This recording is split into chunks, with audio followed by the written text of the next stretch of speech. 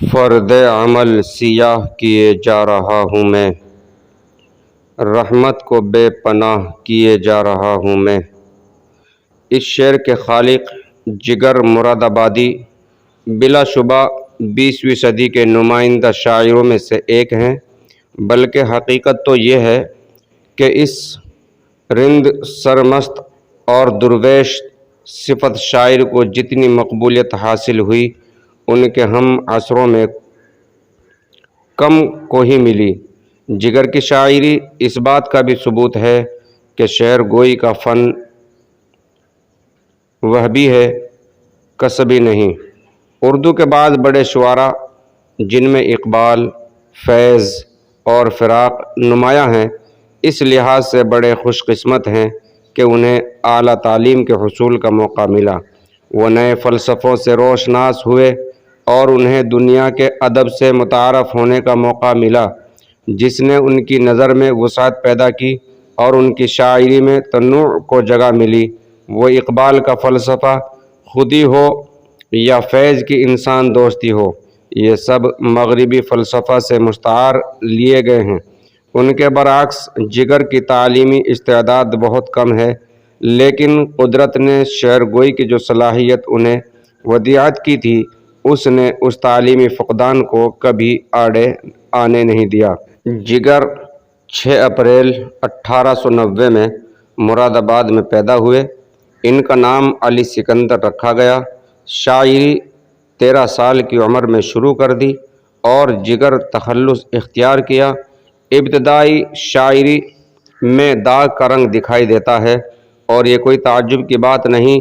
فصیح الملک داغ دہلوی کا طوطی ہندوستان میں بولتا تھا اور بقول مشتاق احمد یوسفی کے اس صدی کے اوائل میں اگر داغ کا پورا کلام بھی دریا برد ہو جاتا تو طوائف پورا کا پورا کلام واپس لکھوا دیتی۔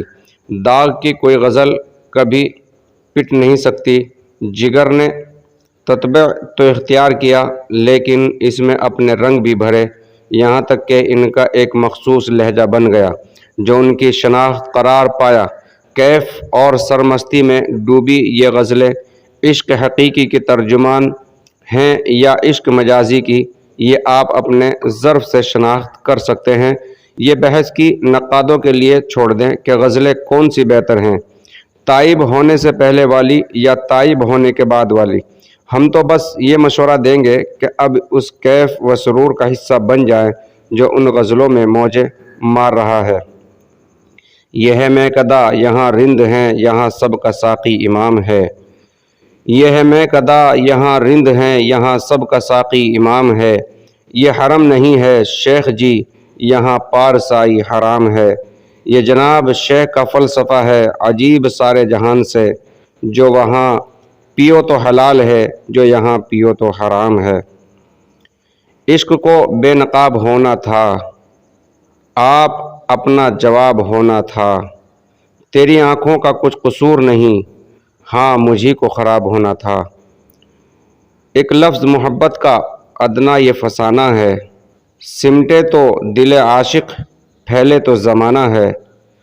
کیا حسن نے سمجھا ہے، کیا عشق نے جانا ہے، ہم خاک نشینوں کی ٹھوکر میں زمانہ ہے۔ یہ عشق نہیں آساں اتنا ہی سمجھ لیجئے، ایک آگ کا دریا ہے اور ڈوب کے جانا ہے۔ وہ ادائے دلبری ہو کہ نوائے عاشقانہ، جو دلوں کو فتح کر لے وہی فاتح زمانہ۔ تیرے عشق کی کرامت یہ اگر نہیں تو کیا ہے، کبھی بے ادب نہ گزرا میرے پاس سے زمانہ۔ یہ چند اشعار مشت نمونے از خروار پیش کر دیے۔ تشنگان اپنی پیاس بجھانے کے لیے اس سمندر میں ڈوب جائیں۔ جگر صاحب کو اصغر گونڈوی سے ایک شیفتگی، عشق اور عقیدت تھی۔ مشہور ہے کہ وہ ان کی محفل میں سر جھکائے چپ چاپ بیٹھے رہتے تھے۔ ہم نے کہیں پڑھا ہے کہ وہ ان کے ہم زلف بھی تھے، لیکن ہم اس کی تصدیق سے قاصر ہیں، اہل تحقیق کی چھان بین کر لیں۔ جگر صاحب کی زندگی کے تعلق سے 2 واقعے بہت مشہور ہیں۔ ایک تو یہ کہ ان کو کاردار صاحب کی فلم میں گانا لکھنے کا موقع ملا، انہوں نے سائننگ اماؤنٹ بھی لے لی تھی۔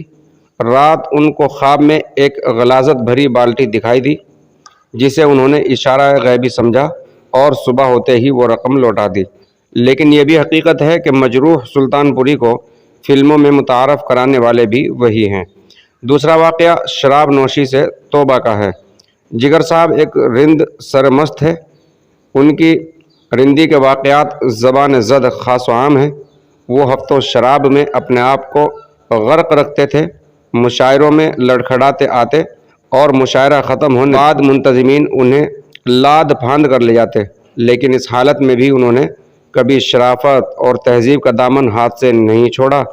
رشید احمد صدیق نے لکھا ہے کہ حالت میں نوشی میں بھی کبھی کوئی قابل گرفت جملہ یا حرکت ان سے سرزد نہیں ہوئی۔ نشہ جب زیادہ گہرا ہو جاتا تو ایک طرف ہو جاتے اور بات چیت سے اجتناب کرتے۔ دینی جذبہ اس قدر تھا کہ اس حالت میں بھی اگر کوئی خلاف شریعت جملہ سن لیتے تو تڑپ اٹھتے۔ علامہ سید سلیمان ندوی نے پیشین گوئی کی تھی کہ جگر ایک دن ضرور تائب ہو جائیں گے، اور ہوا بھی ایسا ہی۔ انہوں نے مولانا اشرف علی تھانوی کے ہاتھ پر بیعت کر لی اور پھر زندگی بھر شراب کو ہاتھ نہیں لگایا۔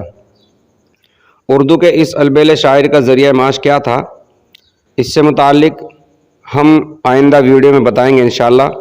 ہمارے چینل کو سبسکرائب کر لیجئے گا اور شیئر کیجئے گا۔ السلام علیکم ورحمۃ اللہ۔